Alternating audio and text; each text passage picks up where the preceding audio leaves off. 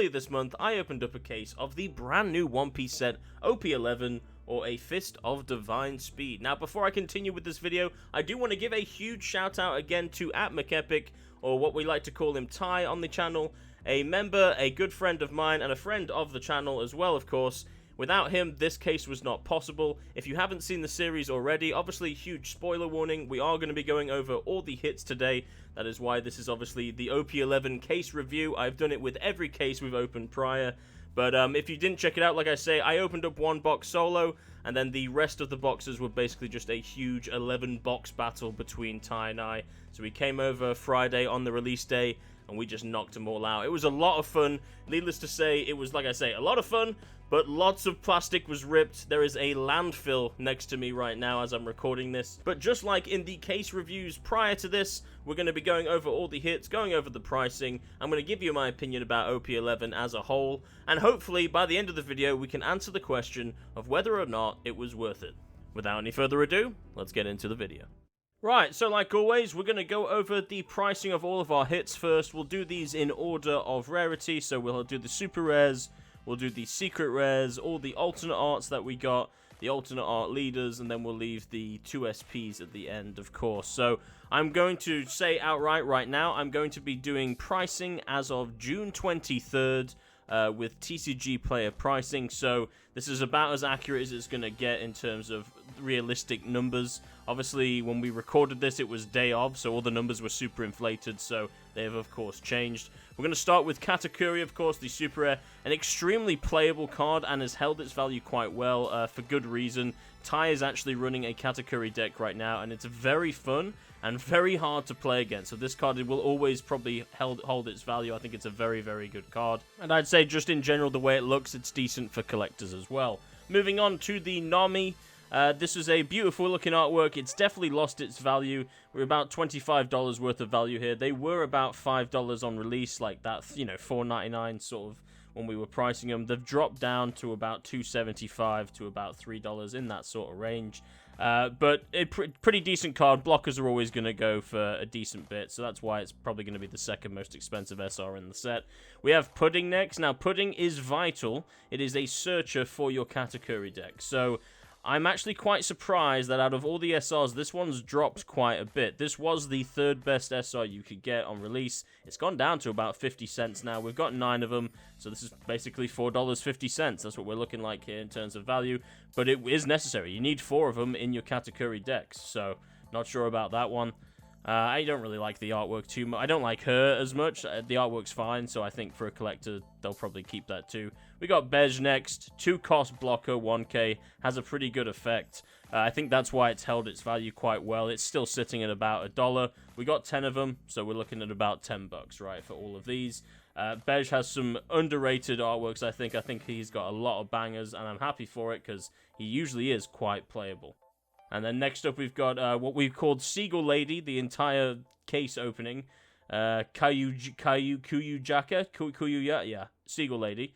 So she's actually held her value quite well. I mean, she's actually at $1. I mean, I think it was 55 cents on release, so maybe she is vital in the sword deck.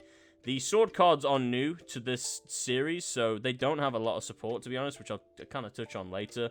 Helmeppo must be part of that deck too, but I really enjoyed the artwork with Helmeppo. I think they did a really good job detailing the hollow foil in the background and the little accessories he has. Reminds me of a lot of the old school Luccis that we found in OP-05. They're still holding pretty well at 70 cents. We got 8 of them there, so not too bad. We've got Garp next, of course. A favorite among both Ty and I for us in terms of as a character, and I think the artwork looks sick. So a bit underrated, I think, for its value, but obviously SRs will generally go down if they're not extremely playable. They're about 35 cents, got 8 of them, so we're looking at a couple bucks there in value for the Garps, unfortunately, but it is what it is. Next up, we've got the card that always screwed me over. I always thought we were getting something better. It's a beautiful artwork. I really do enjoy this. Probably one of my favorite SRs in terms of the actual art design. But it's Hibari. It's actually held its value quite well. So again, I'm assuming probably pretty useful in a red in the Kobe deck. Probably needed. Kobe doesn't have a lot of support, so I have a feeling all the sword cards are going to be a decent value just because you have to run them, because there's no other sword cards that exist. So we've got Jinbei next, of course. Beautiful card. I really enjoyed the artwork for this. I'm glad he actually gets a couple cards, because I'm a Jinbei collector, Straw Hat Crew collector, and he doesn't have a lot of cards. Same price, about 45 cents. We got 9 of them, so, you know, again, a couple bucks there. Sonji, extremely, I think a really cool artwork. I actually really enjoyed this. We read it when we actually opened it. It seems extremely situational and probably not worth 6 cost for 7k. It seems that's probably why it's as cheap as it is, to be honest. They're only sitting at about 20 cents. I've seen some sell as low as 10 cents. So there's really no value with this SR, unfortunately. It will make its way into the collection, though, of course, because he is a Straw Hat Crew member. We've got our secret rares next, of course. So the 4 Kobe secret rares. Gone down in a bit of value. I've seen an average of about $6, $6.50. So, of course, we've got 4 of them. So a decent bit of value there. If you're going to run the Kobe deck, you probably will need all 4 of these. It looks like it has an on-play that would be quite useful. And the other secret rare has dropped in value a little bit more, but kind of in that consistent $8 to $10 range, I would say. But the Monkey D. Luffy secret rare, it's a beautiful artwork too. I think, you know, just keeping one of those would be quite nice. $9.50 was really last sold that I saw. We've obviously got 4 of them. Let's move on now to the alternate arts. This is where it'll start getting a little spicy. I think we did really well. Overall, I think we pulled really well. We got in the higher end. So the lowest one we pulled was this doll, which I still think will be a nice addition to the Forbidden Binder. If you know, you know. But it's anywhere from $10 to $13, so it's a decent start and a cool artwork. I think probably quite useful in the sword deck as well, or like the red navy deck that they're probably getting some support for. The alternate art Seagull Lady, anywhere from 13 to 15, so we're looking at about 30 bucks there, because we did get 2 of them. One of our, I think, only 3 duplicates that we got, so not a bad one to get. Do really enjoy the artwork. Next up, we have Lin Lin, $8 to $11 here. I think this artwork looks incredible. It's definitely gone down a bit in value. I love the way that they've done the hollow bleeds on all the stars and everything on this, but it is a very useful card in that Katakuri deck, a 10 cost, 12k rush, so very useful card. This is very disrespectful, I think, for this GARP. Only $5 to $7. I think the artwork alone should carry its value a bit more. I know it's maybe not as playable. It's not really that good of a card just based on the normal SR, but I just think the character alone should be a little bit more expensive than 5 to 7, I think, personally. But hey, you know, I've got a soft spot for him. Hibari, a beautiful artwork, and has actually gone up a bit in value. I think it's anywhere from $20 to $26, but more on that $26 range. Beautiful art design, very cutesy, right? You got the teddy bear in the background too, so I know that will be probably a fan favorite, so people are going to enjoy collecting that. Reiju, I mean, one of my favorite cards, anywhere from $9 to $11. I would say arguably one of the best textured cards in this entire set. You can see the texture in the background, that sort of poison pattern, that venomous pattern she has going on. Obviously it ties in with her ability and everything else, which we don't have to talk about, but I think for about $9, that's a steal. I think that will maybe go up in time. We've got Bej next, one of our other duplicates, anywhere from $30 to $36 for both of them, so basically a $15 card. It's definitely gone down a bit. I think it was $22 on release day, but it's a 2-cost blocker, very useful. So I think it will hold its value quite well, because a 2-cost blocker yellow will always, you know, do quite well. Honesty Impact, I think a bit shameless. It's only $30, to be honest. I think these type of cards will probably go up in value over time just because there is not that many of them. And I think they're absolutely beautiful. I think display-wise, these could go really hard. You know, if you wanted to grade them, I think these are great sort of graded cards. But even having just a page of all of these event cards that have, you know, sort of have that manga design in the background, I think would look awesome. So, in my opinion, I think a bit underrated. Anywhere from 26 to 30 there. You've got Zeus next. This card will probably go up in value. It's already quite expensive, $33 to $35. This is an extremely playable card. I'll kind of explain that. I'll give him a mention later on, but it has Nami in it. It's going to get carried by that. Nami always carries any artwork, so that will probably go up in value, I would say. Monkey D. Luffy Secret Rare Alternate Art, we've got 2 of them.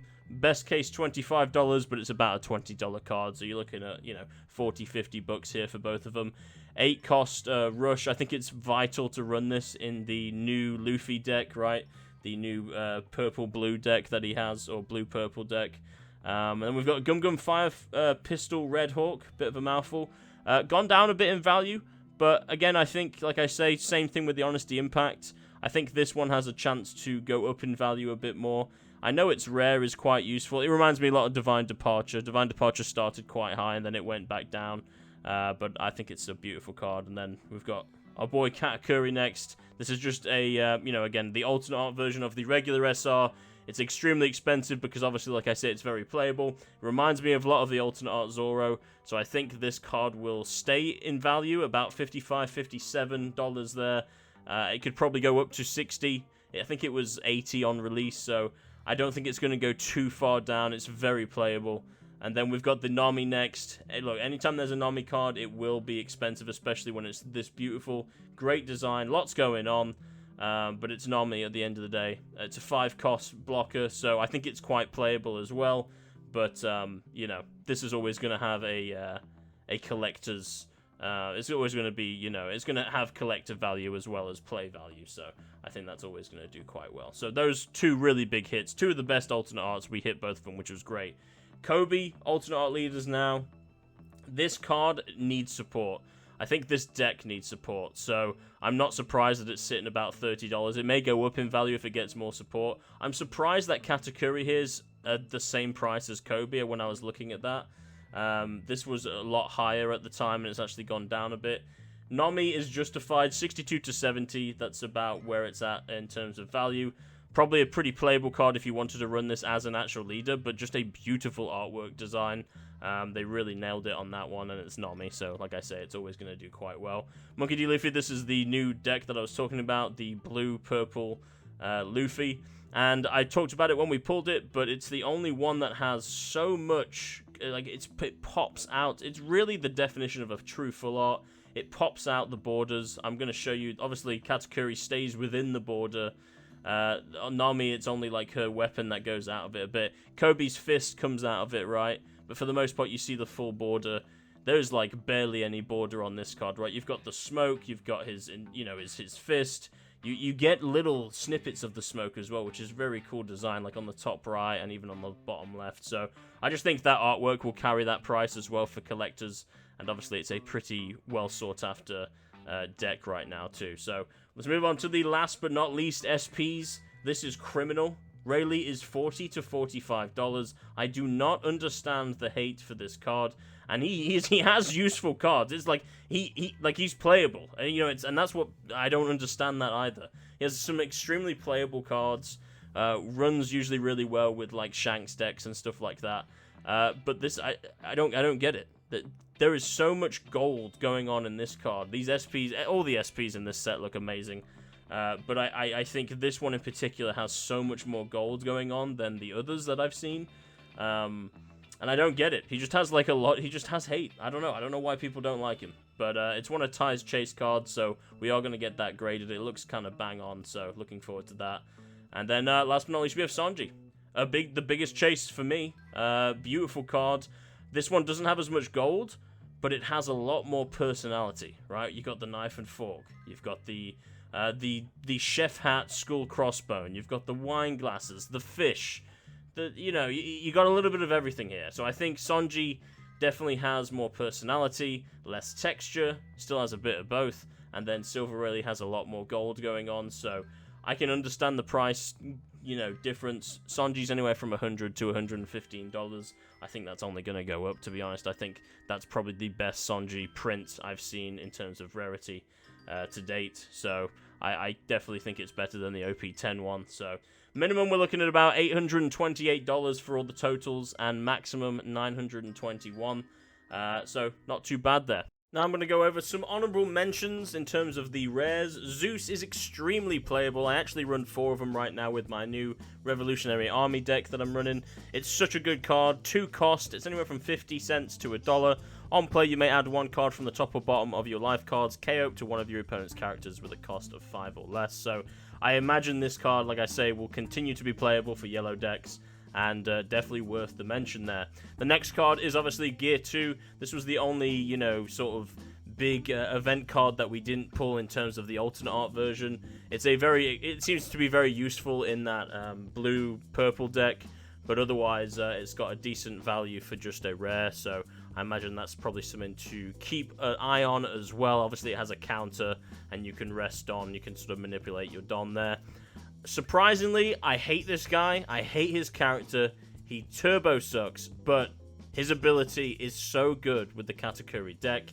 And again, complements Katakuri to make it to where you can predict the cards that are going to be drawn, and you can basically get free card draw and Dominip. So a very, very playable card. It's gone down in value. It's 10 cents, of course, because there's so many of them, because it's just a rare. But a very worthy mention, and something you will have to run in that Katakuri deck. So those are my 3 little mentions for rares. I think these 3 rares are going to be probably the most playable that you're going to find from this deck, or from this set. But overall, OP-11 for me, as of right now, 2025, best set so far. I think OP-12 and even the PRB reprints is going to give it a run for its money, to be honest, but OP-11, it just did not miss. Every artwork that we saw was just amazing from a collector's perspective, but the decks that they introduced with OP-11, I think are very fun. I played, like I say, Ty has built a Katakuri deck. We actually played in person. We sort of built it in person, and it's incredible. Even without all the cards that you need to really make it super competitive, it's a very, very difficult deck to play against. I could only beat him with my Rev Army deck, just because I'm, rushing a lot. Red, yellow. I've got a lot of bodies on the board. But when you get to 8 Don, that deck is a threat. I think Kobe probably has one of the weaker decks, just because there isn't a lot of support for Sword. Like Sword, that's the first time it's been introduced. But Shirahoshi's interesting. Jinbei's interesting. The Monkey D. Luffy is like one of the most playable decks right now in tournaments. Everyone's loving that deck, even though you've only got 3 life. So for me, as like playing a lot of rush decks, I feel like I can counter that quite easily. But and then you got the Nami. I don't know. I just think this set hit. I just think everything hit from a collector's perspective. And even from a playability perspective, I think they added some really cool new mechanics to the game with a lot of the cards they introduced here. So, overall, I think, like I say, probably one of my favorite sets that we've opened. Obviously, there was not, I've got to give it minus points because there wasn't too many Zoros. So my favorite character wasn't in it. I think he got an uncommon or maybe even a common, and that was it. So, it can't be my favorite set of all time, but it's up there. I think it's up there. I think the SP designs are one of the best we've seen to date. Overall, great artworks, and yeah, I'd give it 2 thumbs up. That's what I'd give it. I give it probably like a 9 out of 10. I really do think this set is going to do very well. It's miles better than OP-10 or OP-10. And I think it definitely gives OP-09 a run for its money, just because it has the Buddha Monkey D. Luffy's too, the big boys. So I think this set's gonna do quite well in time. But anyway, that's all I really have to say. I hope you enjoyed this case review, and let me know what you think down below of OP-11. Otherwise, I will catch you in the next video. Bye bye.